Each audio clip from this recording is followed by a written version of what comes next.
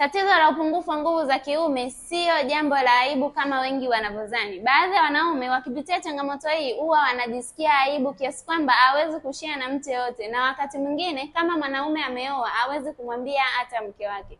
Sasa kadri unavyoendelea kuficha ili tatizo, kumbuka linakuwa, na mwisho wa siku unajihatarisha wewe pamoja na mfumo wako wa uzazi kwa ujumla.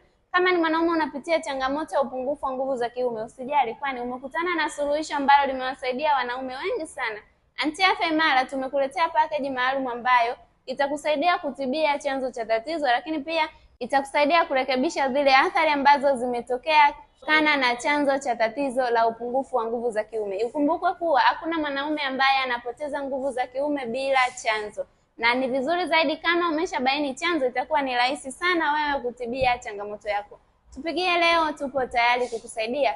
Share ujumbe huu kwa wanaume 5 ili na wao wapate msaada.